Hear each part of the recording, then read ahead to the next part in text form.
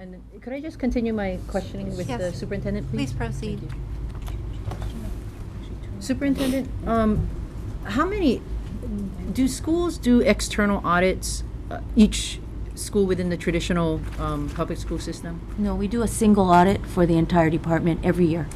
Every year? Yeah, every year. But do you go through individual schools' budgets and finances? There's a DAGS audit that is done. That's a different one from the federal single audit. The DAGS does do a review of schools, but not all 258 schools every year. Mm-hmm. So like, what is the percentage, or how many schools do DAGs actually go into their books and say, I'd have to get back to you on that. I don't have that up here. okay. Have we ever tried to close down any schools that, that didn't meet finance, good finance practice, I guess?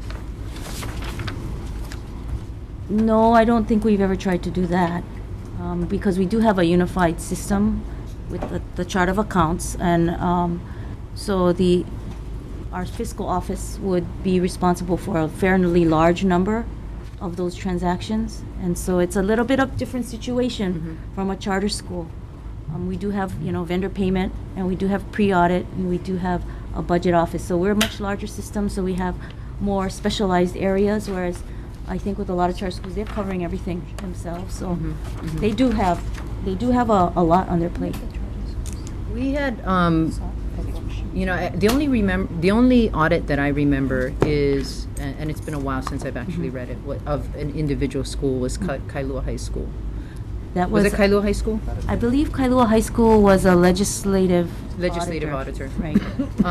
What was like the follow-up with wanting to, follow up with that issue, or that? Well, there were recommendations that were made, and the school needed to provide a response plan. I have to say it was before I joined the department, so I'm not as familiar with it. A lot of it had to do with individual school accounts, for collecting fees at athletic events, et cetera, and just making sure that the entries were appropriate and proper, as I recall. I have to say I haven't looked at that audit since I started.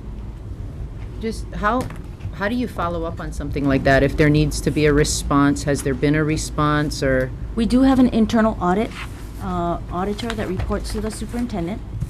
She does, first of all, she does certain kinds of audits internally for us, but she also is responsible for assuring that we respond to the various audit recommendations. So she has a report, she has her spreadsheets of the different recommendations, what the responses should, corrective action is going to be taken, and then monitors whether or not that's been done, and that report is provided to the superintendent. Okay. And that happens throughout the Department of Education with all the different legislative audits that have happened until now? I would have to go back and make sure. I just kind of, as we take a look at the public charter schools and our expectations, wanting to see,